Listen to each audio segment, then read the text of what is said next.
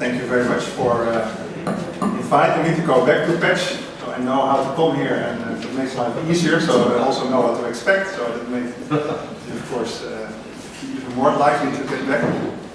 Great, and also thanks to Attila and Laszlo for inviting me. This indeed is about entrepreneurial ecosystems, a concept that I heavily debated, even disputed for some time. Because if you work at the interface of science and policy or strategy, you will realize that there's not a one-to-one translation of academic insights and language to the world out there, but that the world out there is also embracing things that perhaps for political or communicative reasons are not really in sync with science. So indeed, before 2015, I think it was 2013, I was invited by the OECD to give critical reflection on the then newly emerging concept of entrepreneurial ecosystems. You might know the OECD, so the think tank of most developed economies. If you're critical, then they are, let's say, a creator of policy fads. If you're very enthusiastic about them, they are a knowledge diffuser. At that moment, I thought entrepreneurial ecosystems, oh no, here we go again. So we had industrial clusters, learning regions, creative class, and all these fashions were not that fashionable anymore. So we just need a new fashion, and that's been called entrepreneurial ecosystems. So I was very critical of that, also gave a very critical presentation, so it's neither new nor valuable, this entrepreneurial ecosystem approach. We already know a lot about entrepreneurship and economic development. There has been decades of research on this, and that is completely ignored by this policy fashion. And it is not clear what an entrepreneurial ecosystem is, or when it is successful, or how we can even measure it. There were just laundry lists of things that were important for entrepreneurial ecosystems, and they said, well, entrepreneurial ecosystems are performing well if there's a high level of entrepreneurship. And regions that have high levels of entrepreneurship have seemingly good entrepreneurial ecosystems. Well, that sounds like a tautology, isn't it? That's nice for policy speaks, but not really for improving policies, and certainly not for improving the world out there. So, I'm still using the term because it has sort of it's going to live in its own life, and you have to admit that for communication sometimes fashionable terms help to get in conversation with other disciplines within science, but also with policymakers. So it's still here, entrepreneurial ecosystems, but to be honest, I think it's a more fashionable label for things that we all care about, namely understanding the entrepreneurial economy from a systems or even complex systems perspective. So that's ultimately what my talk will be about. It is very much a research program, which is not a research program, but a ongoing research program. A program that goes back to Adam Smith, or perhaps Aristotle, if you think he's also an economist, which is a quest of academics to understand why some countries, why some regions are rich and why others are poor. I think that's one of the basic questions of economics. Some have forgotten about this.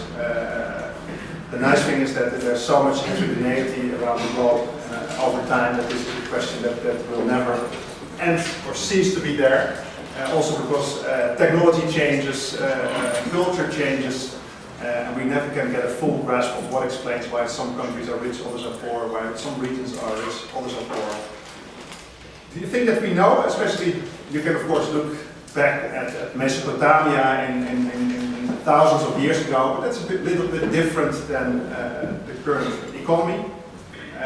If you go back 100 years, so of course we had great economists like Joseph Schumpeter already talking about particular key elements in the process of economic development, especially the entrepreneur or the innovator. I say, well, that's not new either. And if you go to books, for example, by Joel Moog here, David Landis and the late William Baumol on the invention of enterprise. Enterprise has been there for a long time and has been an important element in understanding differential economic outcomes for quite a long time. But my argument, and together with some colleagues like David Alberts, Zoltan Aks, and Laszlo and Attila themselves as well, we've seen a transition from, let's say, a managerial economy, which was dominated by large firms, by scale economies, large firms that emerged in the early 20th century, but that are now perhaps still dominant in power, but not in innovativeness. It has been declining these firms, and since the 1970s, 1980s, we see a rise of the so-called entrepreneurial economy. So economies in which economies of scale are perhaps not the most important. It's very much bottom-up initiatives network economies, a rapid speed of new combinations that has become more important. And in that sense, I think entrepreneurial ecosystems is a nice way to better understand entrepreneurial economies that are increasingly dominant in the Western world, but also in countries like China, Malaysia, and not so much in Africa yet, but you might see more of that. If you bring this close to home, what are we talking about? We talk about guys and girls, sorry girls, I should have put some more female entrepreneurs here, that change the way we act in the economy, so that have driven structural change in the economy. Why is 2019 completely different than 1999 or 1989? Why are children that have been born 10 years ago acting now in a completely different setting than 20 years ago? It is because we use Google, we use Spotify, you might have used TomTom, you might have ordered clothing via Zalando. These are firms that have dramatically and structurally changed the economy. These have been founded by Sergey Brin and Larry Page, founders of Zalando, of Spotify, of TomTom. These are persons, the entrepreneurs, which of course Schumpeter already talked about, that have become more and more prominent in understanding how the economy changes over time. The good thing is that we've sort of got rid of the lonely hero entrepreneurship perspective. I'm explicitly showing teams here because we know that teams of entrepreneurs are very important. But these teams are also not acting in a vacuum. So I remember Joschka Fischer, one of the former politicians in Germany, saying that if Bill Gates was born in Germany, there would have been no Microsoft. And probably the same counts for Larry Page and Sergey Brin. If they have not gone to Stanford and been involved in a PhD in computer science there, but have went to the University of Alabama. Well, the question is whether we would have Google in the size and in its pervasiveness as has been now. So, the good thing is that we increasingly realize that entrepreneurship is something that is not by a lonely hero, it is by a team, but also is very much dependent, not determined, but very much dependent and conditioned by its regional context. National context, very often regional context as well. So it's not by coincidence that we talk about silicon. If I ask my students, if you think about technology entrepreneurship, what kind of place do you think about? They don't think this is sort of a neutral, space-neutral event. They already immediately talk about Silicon Valley. But of course, in Europe there are also other hotbeds of these kind of entrepreneurial activities. I think Berlin has very good PR. If you look at the numbers, they don't do that well. But Stockholm, for example, does very well also in numbers. London, Paris, Barcelona, but also Budapest, Amsterdam. Amsterdam, I would say that's more or less the Netherlands, because the Netherlands is a very small place itself. And also all these regions are now competing with each other. They want to be the most fertile entrepreneurial ecosystem. They want to have the best startup ecosystem of Europe or of the world. So this is also a policy reality. And whether you like it or not, the good thing is that we can talk to policymakers now more easily to prove this. But of course, we are not there yet. We need to know much more about how these entrepreneurial economies, how these ecosystems work. And talking about ecosystem, everybody likes the word ecosystem. Initially a bit to my surprise, but if you think about it, who's against these nice ecosystems? So we all have this sort of natural connotation that an ecosystem is something that is nice, that is flourishing. It's a bit like community, but then a natural analogy, so to say. But if you just use this as an analogy, that might work from a language perspective, but the good thing is that there's a lot of science between ecological systems. So ecosystems are shorthand from ecological systems. And the most used definition is from Tansley, already in 1935. So sometimes good science is you have to look for a long time ago. And he defined an ecosystem, an ecological system, as a biotic community, its physical environment and all the interactions possible in the complex of living and non-living components. Well, that works nice if you look at these pictures here, but does this also work adequately if you want to understand why Alabama is less fertile as an entrepreneurial economy than Silicon Valley, or why Amsterdam is different than Mecklenburg-Vorpommern? I don't think so. The good thing is that it puts some attention to things that have perhaps been not sufficiently treated in mainstream economics. So taking care of interdependence and multi-level issues. So if you look at the natural ecosystem, all these elements that are actively there, so different plants, different species are interdependent. So if one is increasing, that has all kinds of effects on other species or other kind of resources. I think taking interdependence seriously is something that can be gained by such knowledge. But it can also be gained by knowledge is the multi-level nature. So if you look at natural ecosystem that starts at cells, goes to biological mechanisms, goes back up to populations, goes up to ecosystems. So if you look at a regional economy, and you talk about people that are organized in networks, that are organized in organizations, firms, these firms are organized in industries, these industries are then sort of aggregated into the regional economy. So understanding these different levels of analysis is, I think, something that you learn or that you're going to focus on if you use a biological metaphor of the ecosystem. But there are also severe limits, I would say, and at Utrecht we are now collaborating with a lot of other scientists, especially epidemiologists, computer scientists, network scientists, mathematicians, in so-called field of complex systems. The nice thing is you look at complex systems, that is a family that has branched out into natural systems, but also artificial systems. And the economy, in a sense, is very much an artificial system that is embedded in a natural system.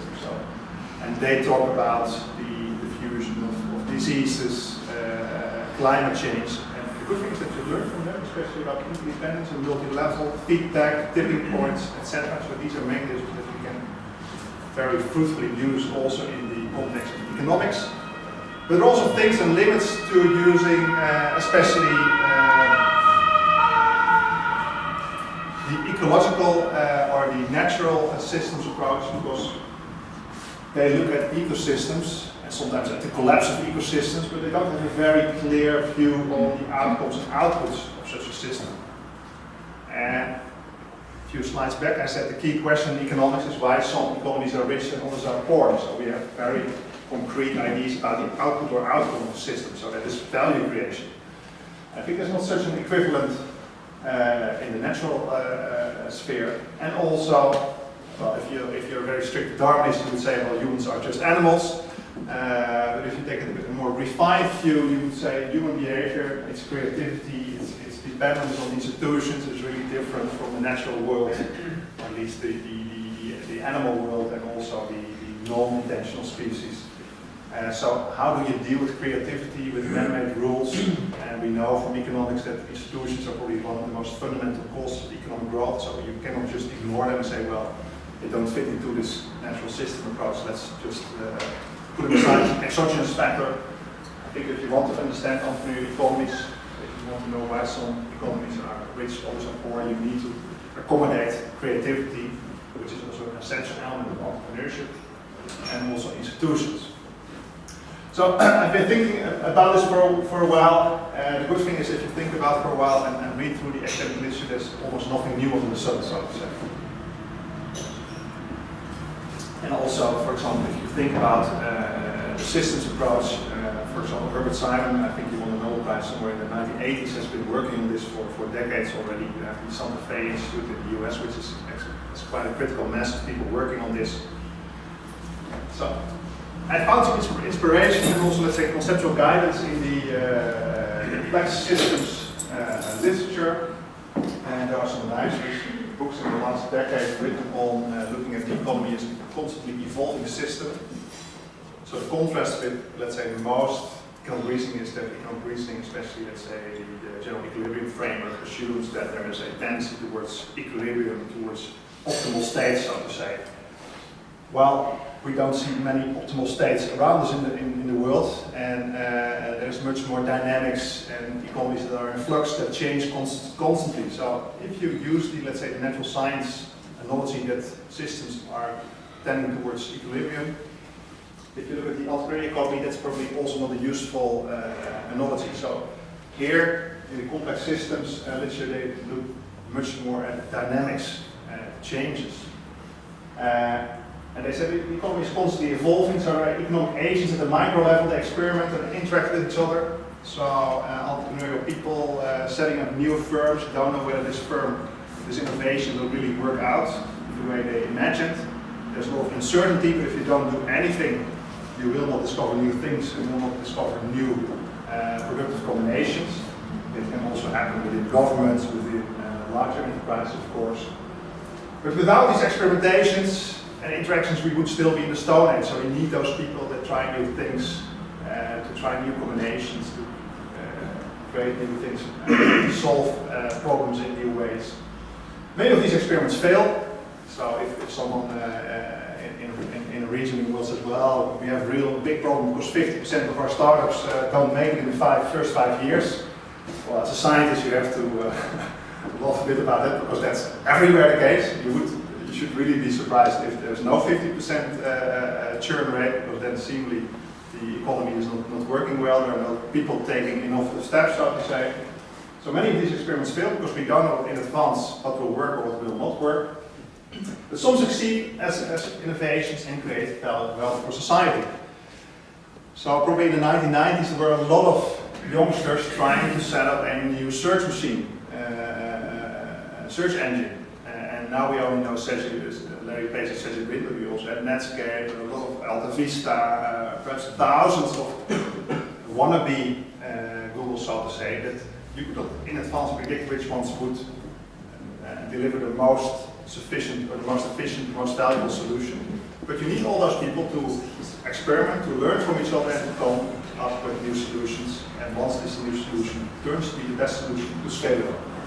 And that, if it's diffused, creates wealth for society, at least if you think that search engines are improving your life and are leading to new opportunities. You can have sort of an ethical discussion on that, but let's say for productivity terms, that is quite a useful innovation.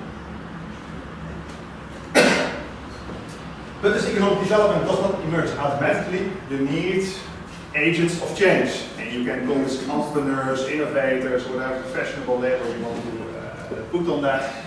But at least you need agents that try new things. And these new things are also likely to make the old redundant.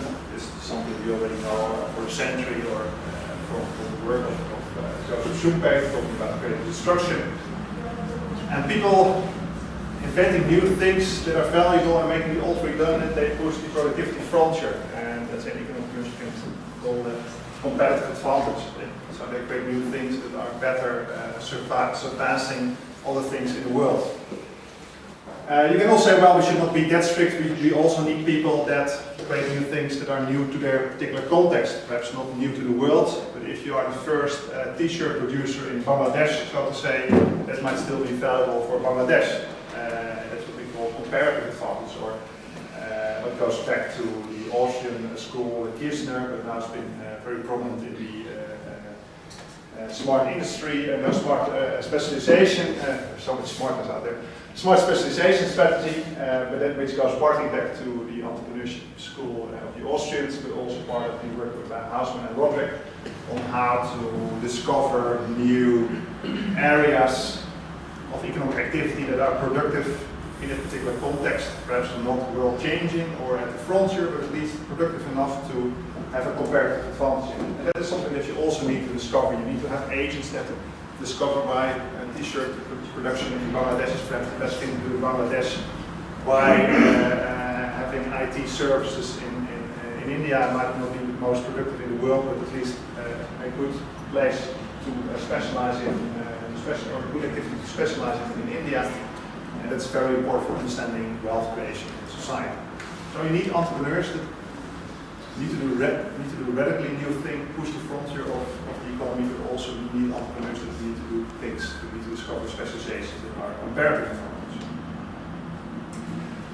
And finally, if you would like to put it in sort of more abstract terms, a new value creation, or you can say that that's the micro level activity of people making new combinations, and once successful generates aggregate new value creation, is an emerging property of a complex system of economic agents and their interactions. So you have all these people trying new things, collaborating. Innovation, by the way, is never a solo activity, so you always need to combine existing sets of expertise, existing resources in a new way, and it can be done with people collaborating, with organizations collaborating, and you don't know in advance what will be the outcomes of that. That's why it's called an emergent property, because you need a complex system of all kinds of agents interacting. And you can say that's a very complicated way of defining an entrepreneurial ecosystem. You can have all kinds of definitions of ecosystems, but if you want to fundamentally grasp how economies work, I think this abstract way is a pretty good thing. And of course, this might change over time, so you might have tipping points. So Silicon Valley was, of course, not always Silicon Valley. In the old days, the Santa Clara Valley was a orchard of growing orange juice or oranges. Instead of orange juice. You might imagine the regions.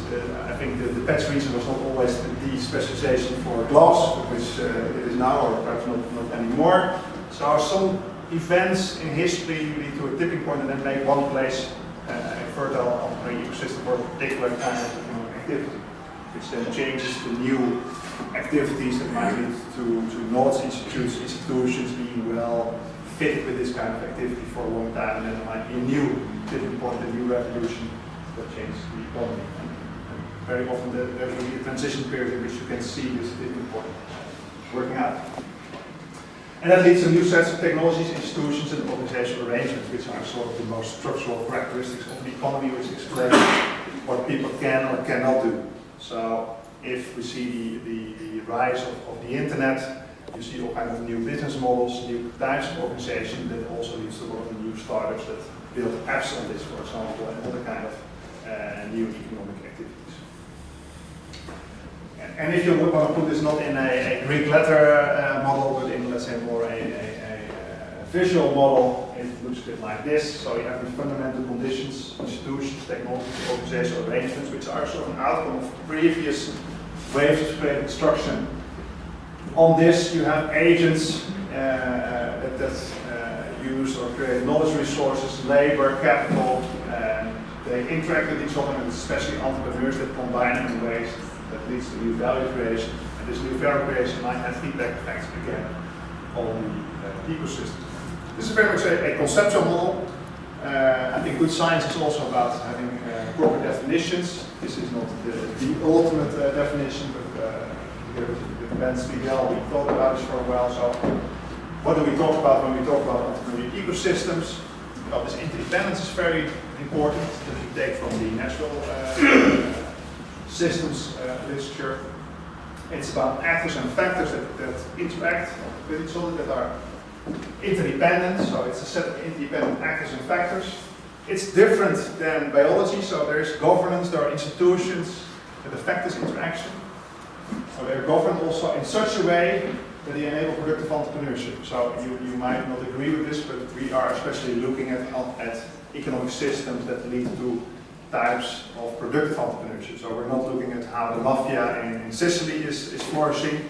The same kind of unproductive entrepreneurship. You might think about what kind of entrepreneurial ecosystems are useful for that, but that's not what we focus on. We focus on productive entrepreneurship, so types of entrepreneurship that not only lead to income to the entrepreneurs, but also positive aggregate wealth outcomes. And then within a particular territory, you might say that's also nicely in line with the natural ecosystem, which ecosystems in the natural world are always also, let's say, territorially defined.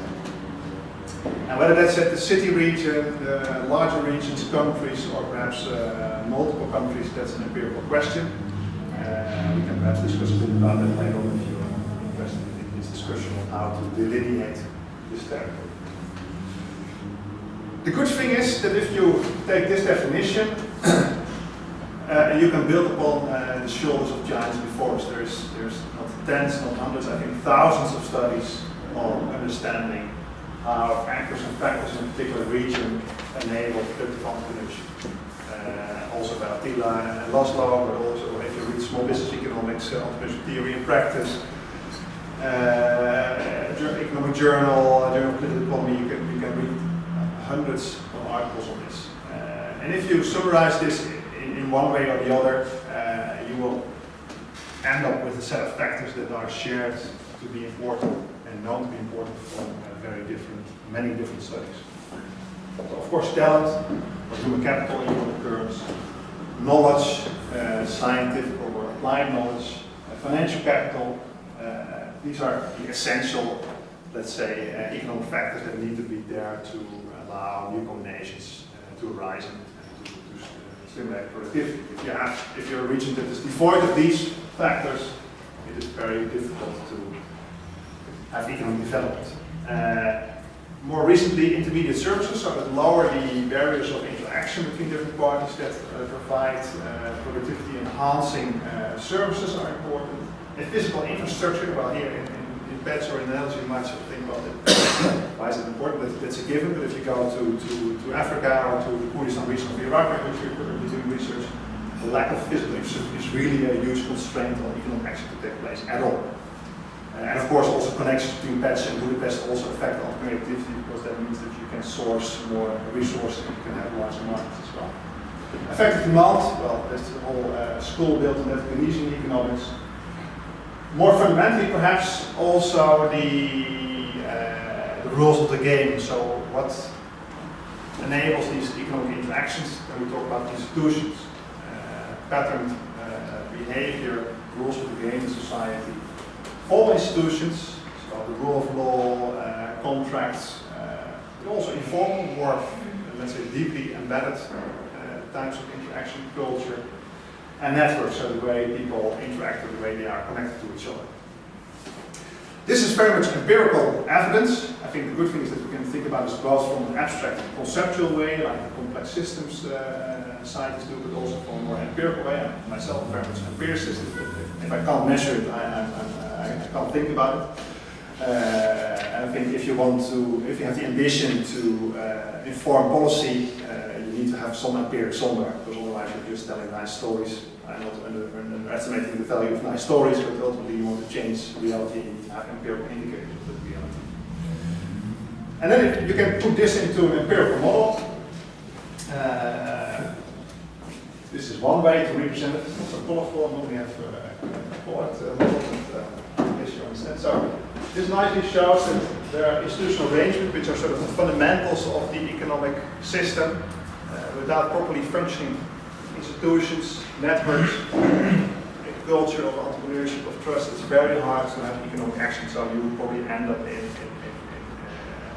autonomous farms with not a well-developed economic system with a division of labor.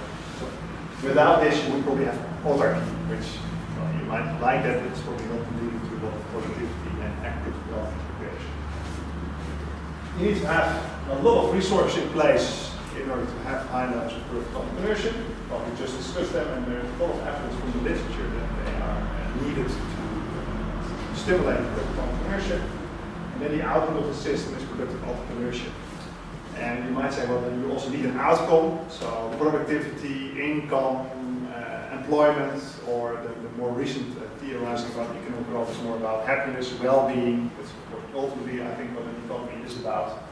But I'm sort of collapsing this for today's lecture into productive entrepreneurship. So the assumption is that more productive entrepreneurship leads to more aggregate wealth creation.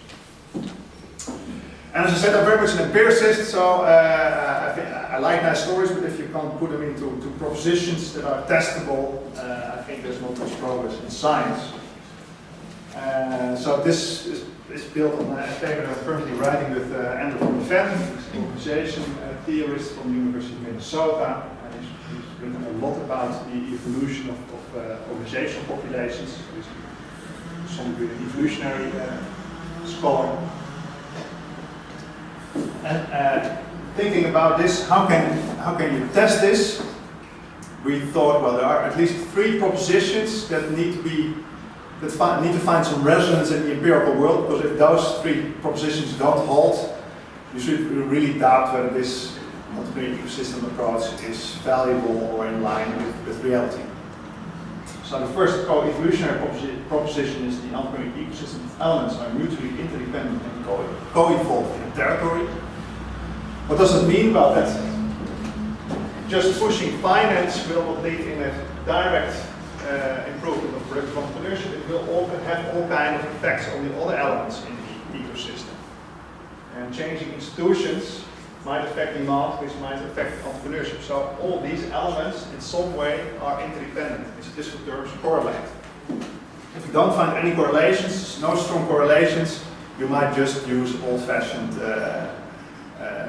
independent variables that are really independent. You can treat in an isolated way, and you can just use a production function. And old-fashioned stuff works, and this is just fashionable nonsense. The second proposition would be the upward causation proposition. So if we cannot find any correlation between the quality of an entrepreneurial ecosystem and the prevalence of a particular type of productive entrepreneurship, you might also worry whether this approach is really helpful.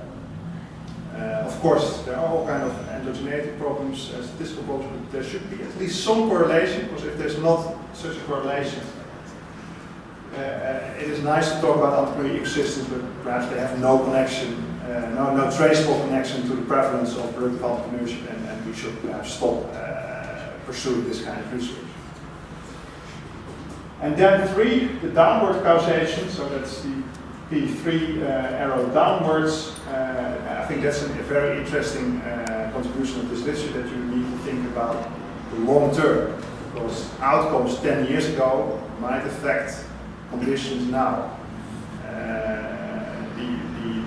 Some people complain about the lack of venture capital in their region, but venture capital to some degree is also the product of previous entrepreneurship. So you can just put money in a region, but if you don't have people that have the knowledge on how to use venture capital, how to build syndicates, how to use this venture capital to grow a firm, it will not lead to any positive effect.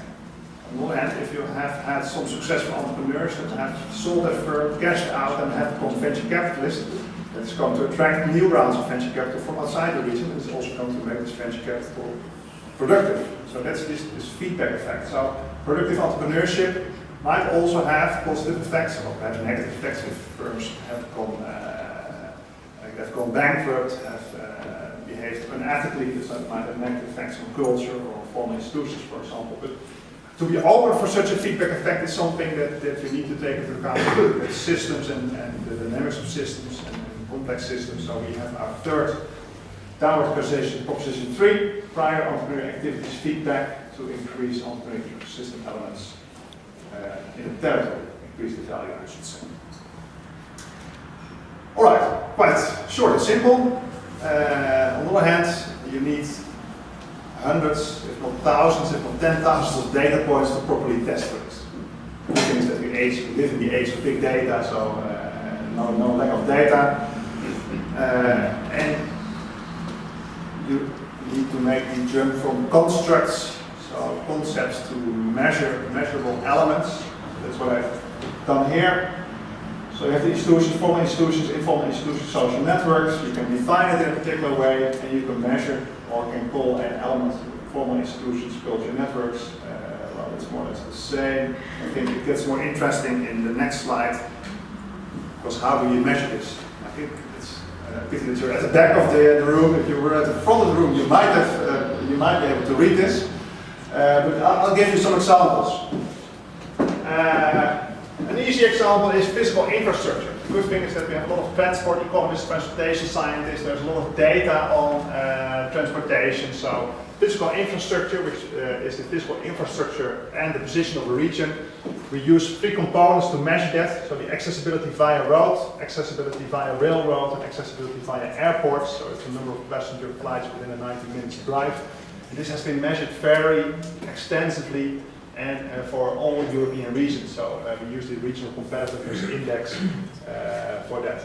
So you might debate whether this is the best measure, but I think we have a lot of data, and also data that captures to a large degree what we're interested in. So how accessible is a particular region for flows of people and other economic activities. Other elements, like for example culture. Some people don't believe that you can even measure this. I disagree. But there's not an abundance of measures of culture at the regional level. There's nice work by the Global Entrepreneurship Monitor, which Laszlo is also involved, that measures to what degree is self-employment valued as a career choice, to what extent are successful entrepreneurs being valued. But that's unfortunately measured at the national level. So if you would measure entrepreneurship at the national level, you can use this, but not at the regional level. So we use here an incomplete measure, the degree to which entrepreneurship is valued in a region. We measure this with the new firms registered per 1,000 inhabitants, which at least gives an indication to what extent it is normal to set up your own business in one region and perhaps more normal in one region than another region. This is far from perfect, but it's the least worst we can have in the Netherlands. Formal institutions, I think you can measure this in zillions of ways. The rules of game in society. The good thing is that there's this Quality of Government Institute in Gothenburg, which does surveys on the quality of governments in European regions, which measures corruption, the rule of law, government effectiveness, and voice and accountability. Well, that's already goes in the good direction. Although perhaps you also want to understand formal institutions for the labor market, capital market, etc., which are not available at the regional level. Talent we measure, for example, with the percentage of higher educated in the adult population. You might say you need to say something about labor market matching. You also need to care about other parts of the labor market, skills, etc. Well, we also try to make it as simple as possible, even though we have 10 elements. Finance, supply accessibility of finance for new and small firms. We have used the percentage of SMEs that have applied for bank loans and also received this. In the analysis today, I used venture capital data. This is, ultimately you would like to have all sorts of finance, so crowdfunding, venture capital, factoring, SME loans, informal loans, but we try to get one measure, and that's the least worst measure for the regional level. We measure this for this exercise in the Netherlands, but we can also repeat this on the European level. So these are all measures. So the good thing is that we live in the age of big data. We have used thousands of data points to measure this in regions in the Netherlands in a 3-year periods, 2009, 2012, 2015. Then the next question is, how do we measure productive entrepreneurship? Well, there have been hundreds of papers about that. I think there's still no real consensus on what is how you can measure productive entrepreneurship, but perhaps the most consensus is the OECD measure, that is independent firms that have grown for at least 20% in turnover on an annual basis in a 3-year row, so 3 years after each other. You might not believe that this is a good measure, but and I have my doubts about this as well, but at least it captures firms that have not grown 1 year, that have not grown a bit, that have grown substantially, and 3 years in a row. That excludes a lot of firms, but that might be a good thing as well. And just to give you a feel for the data, how does this work out in the Netherlands? The Netherlands is a small country, but use 12 regions. Here you can see the share of the business population that is high growth firms. You can see an enormous downturn in 2010-2012, but that's just the aftermath of the financial crisis, because you have to take into account this is a measure that is based on 3 years of growth. So if there's a crisis in 2008, you will see the effects in 2009, 10, and 11. That's what you see here.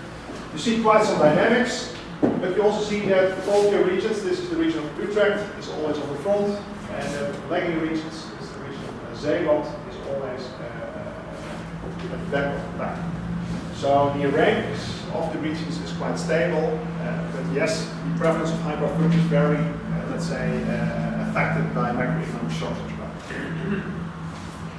And it's a very small share of the population, so we're talking about a very skewed phenomenon. And just to give you some feel for the numbers, so this is the spatial distribution of 2009, 12, and 16, or 15, I should say, together. So there are some regions which have quite a lot, so 700 of these firms. Others have close to 0. If you take the share, that's the bottom figure. Even in a very small country like the Netherlands, there's some regions. There's, let's say, more. The leading regions have 0.05%, and the lagging regions have 0.50%. So there's almost a 3-fold difference, even in such a small country like the Netherlands. Anyway, these are the empirics. If you're an econometrician, you would already be moving on your chair because you see some problems raising. Because if the proposition is that the entrepreneurial ecosystem elements are mutually interdependent and co-evolving in territory, then the econometrician's bells are ringing. There's a problem of multilinearity, so you cannot do regressions with predictive variables and regressing them on a dependent variable, because these predicted variables are so much interdependent that you cannot make an effort to isolate them from the others. So there's a problem of multicollinearity here, which is a problem to study the proposition 2. You can, ecosystem elements explain the levels of operating activity in a territory. And to make things even worse, dependent variables might affect independent variables, which is a problem of endogeneity. So proposition 3 is also hard to measure. So there's a substantial risk that you end up in the econometrician's nightmare, because P1 makes local regression of P2 possible. On the other hand, if this is how the world works, we better deal with it in an appropriate way. If interdependence and feedback are key mechanisms in complex systems, we perhaps need to leave behind traditional econometrics and think about other statistical ways to trace these properties of economic systems. So, proposition 1. The entrepreneurial ecosystem elements are mutually interdependent and co-evolve in the territory. I'll send you the paper afterwards, but so there's a huge correlation table with all the correlations between the elements in 3 different time periods, but also between the elements over time. And what we see is that there's a very strong interdependence. There are almost all elements are highly correlated, which is nice from a complex systems point of view, but horrible from a, let's say, more traditional regression point of view. And there's especially strong interdependence in 3 clusters of elements. So talent, culture, and intermediate services are strongly interdependent. Knowledge and leadership is strongly correlated over time as well, and physical infrastructure and demand. And if a variable is high in one moment in time, it's also likely to be high 3 or 6 years later. So there's also temporal correlation. So for most of the variables, we see strong, statistically significant correlations, which is good news from a complex systems point of view, because yes, there is huge interdependence. It's perhaps bad news for proposition 2. What I did, so we did traditional regression analysis, putting those 10 independent variables in the regression to explain the prevalence of high-growth firms in those regions. And well, what do you expect? Very high R-square. R-square is higher than 0.9, and I always say to my students, if the R-square is higher than 0.9, you have to really doubt that it's a proper regression. But none of the independent variables being statistically significant, which, well, if you're a statistician or econometrician, you know, well, that seemingly there's a problem of multicollinearity. Well, I already predicted that would be the case. So yes, the predicted variables together contribute to explaining the outcome, but they are so highly interdependent that there's no single independent variable that moves above the crowd, so to say, and has an independent statistically significant effect.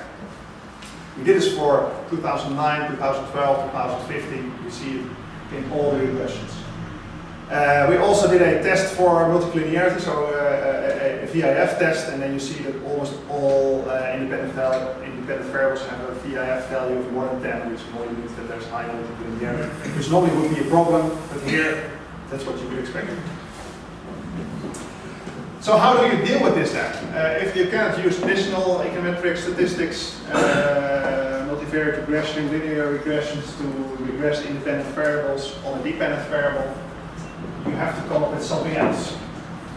And what we did is that we tried to come up with a measure that captures the quality of the ecosystem. So if you assume that the ecosystem as a whole is important and that you cannot just isolate one element. By the way, we also did a principal component analysis to find out whether there are particular groups of elements that belong to each other, and perhaps these groups can be used as an independent variable. Well, these principal component analysis show that all the elements are into one component, except institutions. Institutions is different from the rest, but it's only 1 out of 10, and the other 9 seemingly are really capturing the systemic nature of the regions. So what we did is that we tried to come up with an index value. You might not like index values, and sometimes it's garbage in, garbage out, but at least it captures the overall quality or value of a system. And as you can also know by reading with Laszlo and Attila, you can do this in many different ways. The most simple way is to normalize the value of all the elements, so the 10 elements around 1, so to make them comparable, which means that if a region has an average value of each element, it gets a value of 10. If it has some elements that are above the national average, it gets higher than 10. If you have elements that are, for example, if you have less human capital, less highly educated people in your region than the national average, you get a value lower than 10. And here you can see these are, you don't need to know the geography of the Netherlands, but Utrecht does the best. Well, by coincidence, my hometown as well. But also North Holland, so the Amsterdam area, Zuid-Holland, the Rotterdam area perform very well. And the peripheral regions, Friesland, Zeeland, and Drenthe. So normally if I show this in a Dutch audience, before I show this I ask them, well, what do you think are the most flourishing entrepreneurial ecosystems, what are the least flourishing? They sort of intuitively already come up with this kind of distributions. Even in the Netherlands, which is quite equal, you see a difference of 6 to 12. And my guess that it would be more 3 to 15. We also did this in city regions, so we have 14 city regions in the Netherlands, and then you can also see the difference from 4 to 16. So the more fine-grained you make the regional the spatial entity, the more likely that there will be usually.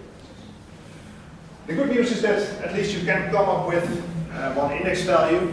On the other hand, it's a bit like GDP. GDP in itself is a sort of a nonsense measure. It just measures market activity in an economy in one number, but at least it gives you one number to play around with. If you take a step back and look at the economy from a complex systems point of view, just adding these elements up to one aggregate value is not really the way that is in line with the systems reasoning. Because the system reasoning is very much about the interaction of all those elements, isn't it? So what we also did, so here the blue lines are the same as in the other picture, we also did a multiplicative index. So the logic of additive is that you count the element 1 plus element 2, and that's then the index value, which ranges from from 6 to 12. But you can also say, well, this does not really count the systemic nature of the system, the independence. You should multiply this, so it should be times d2 times, etc., etc. Because then you take the interaction of these effects. So if there's one very weak element that counts heavily to the final value of the quality of the ecosystem. Well, that's what we did. The output is the red lines here, the red boxes. The good thing is that you see much more heterogeneity. So you have Utrecht, which scores more than twice the value than North Holland and South Holland. But the peripheral regions have scores close to 0. And if you go out in the world, in the real world, I think the external validity of this is really doubtful. It's not that the region of Friesland and Zeeland and Drenthe have an entrepreneurial ecosystem quality that is close to 0. It's not a desert. Well, you've been in Groningen, I guess. It's not that bad, is it? By the way, Groningen is here. So, from a conceptual point of view, I think this is a better measure of the entrepreneurial ecosystem quality. But if you look at the external validity, this is a better measure. Because yes, some peripheral regions have perhaps a quality that's half the quality of core regions, but it's not, let's say, 1,000th of the value of a core region. We also did Z-score analysis and natural logarithms, because then you take into account the negative value below 0 and the positive beyond 0. It is a better comparison of plus and minus, so to say. That leads to a similar ranking with slightly different values. So the good thing is that whatever you try, the ranking is more or less the same, but the values are different. And then, of course, the question is, well, what's the external validity of these values? We discussed this also with practitioners and with colleagues, and you might say that perhaps the additive value does not fully reflect the systemic nature of the system, but at least it seems to be externally valid in measuring the quality of the system. So the regressions didn't work out for predicting the prevalence of productive entrepreneurship. we came with a new solution, measuring the quality of the ecosystem. You can do it in at least 4 different ways, with pluses and minuses. But then the question is, does proposition 2, the ecosystem elements, affect the prevalence of entrepreneurship? Does that hold or doesn't that hold? Well, how we tested this is, so we have on the x-axis the value of the ecosystem. So you can see it's 12 was the number 1, around 6 were the bottom regions. And on the y-axis, the prevalence of high growth firms, according to the OECD definition. So that's the chart I've shown you with the many lines reflecting the prevalence of high growth firms in those different regions in the Netherlands. You can see that it's not a perfect correlation. I always say to my students, this is not rocket science, because then we would have a R square of 1. Sometimes you have this in regression, but for bad reasons. But there is a positive tendency of regions with having high quality entrepreneur ecosystem having high prevalence of high growth firms. So the R square is around 0.5, and you can see the regions that have high levels of quality of the entrepreneur ecosystem measured with those 10,000 data points that we have also tend to produce more high growth firms than regions with very low quality. If you think it, you should not take this as a causal indication, because as I said, and as I will show you in proposition 3, there are feedback effects and it's endogeneity. But as a first test of reality, does this ecosystem approach make sense? Is the quality of the ecosystem measured in some adequate way affecting the prevalence of high growth firms? Yes, it does seem to do so. And it would be nice to test this in Hungarian regions and other European regions, and in the US and China, etc. This is just the first test from a small country. And then finally, proposition 3, prior entrepreneurial activities feedback to increase the value of entrepreneurial ecosystem elements in a territory. Well, here you need the whole correlation table again to see to what extent levels of high growth firms in T0 affect values of entrepreneurial ecosystem elements in T1. This is not often the case, so positive feedback of the prevalence of high growth firms in T0 affect more or less half of the entrepreneurial ecosystem elements, although effect is too strong, but there are correlations or causations, and it's also not consistently in all periods. You might wonder, so the time difference between T0 and T1 is 3 years. And as you remember at the start of this presentation, I told you the story about successful entrepreneurs setting up a business, growing this, cashing, and then becoming a venture capitalist and attracting other syndicates of venture capitalists. But you should take into account that being a successful entrepreneur, selling your business, becoming a venture capitalist, this is something that takes place in a period of 10 to 15 years.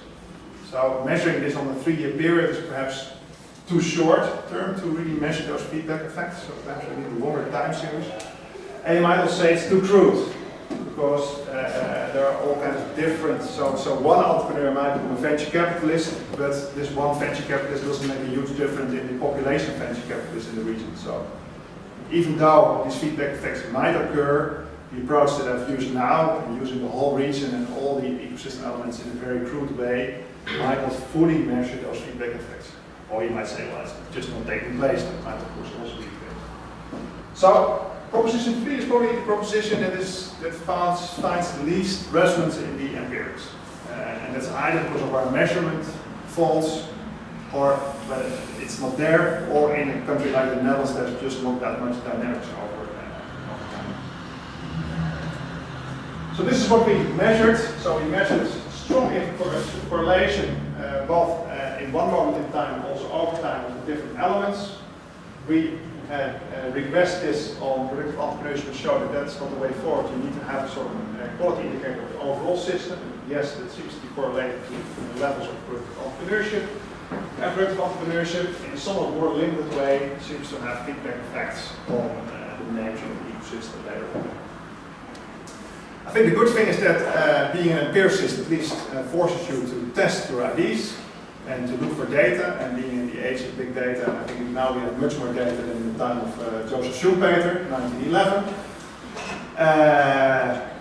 As I said to my students, this is social science, not rocket science, so we very often have imperfect, limited data. even though we live in the age of big data, so I think we can do much better than I've done here, but at least it's the first approximation. So I think we've somewhat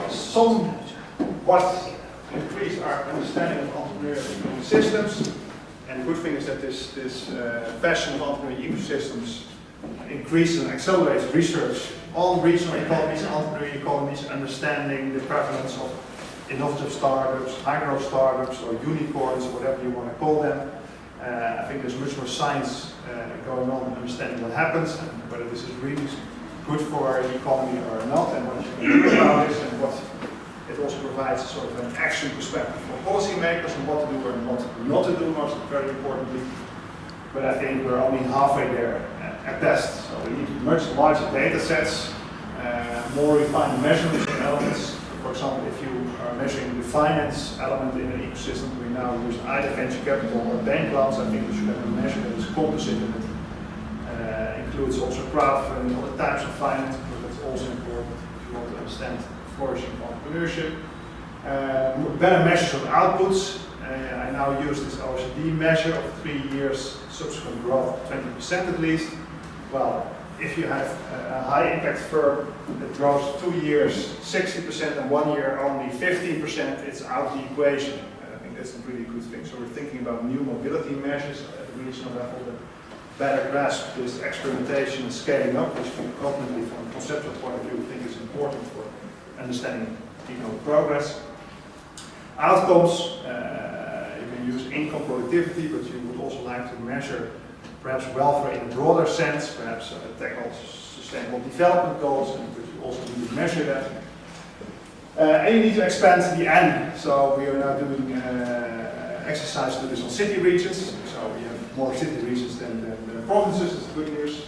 And you might perhaps also need to do this in a nested fashion. So if you look at a city region, perhaps the national institutions, so labor market institutions, capital market institutions are relevant but are built at the national level, while labor markets are perhaps at the broader regional level, while perhaps interactions at the fiscal space are most relevant at the city region level. So you need to think about this nestedness of ecosystems. So that's one way forward. The second way forward is to focus much more on the components of the ecosystem to better measure those complementarities, to perform the weakest links or penalty for bottleneck method, although there might be progress there in the sense that this might matter less than we expected. But I think that's also scientists doing experiments ourselves and learning how to improve our insight into the world.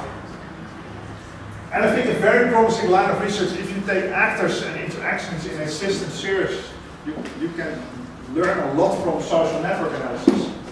So from innovation networks, communication networks, we're currently doing analysis of Twitter networks to see what are the dominant actors in regions with Twitter networks, which has good and bad things, but at least it's a new way to source data about the structure of a network in a region.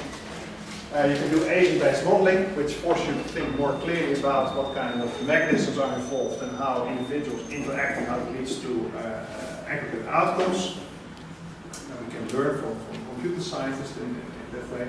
And for media scientists, for example, on the communication networks, this is really a multidisciplinary endeavor. I think we cannot act on our own as economists. We need to collaborate with geographers, media scientists, sociologists, computer scientists.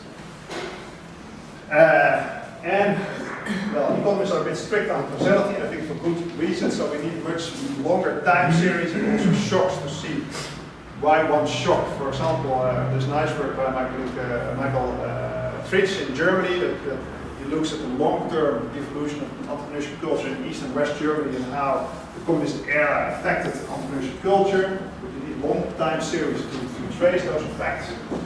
Comparative historical analysis, so look at particular revolutions or substantial changes over time with historical data, not necessarily quantitative data. And ultimately, if you are a Schumpeterian economist and if you want to understand why we are not in the Stone Age anymore, you also like to trace structural change, so how technologies, institutions, organizations substantially differ over time. So why before the rise of the internet, the economy was organized in a completely different way. You were buying homes in a different way, you were buying your plots in a different way, production chains were organized in a different way than it is now in comparison to the 1980s. And how this is different of different regions, I think the entrepreneurial ecosystem has the promise to give a better insight into that.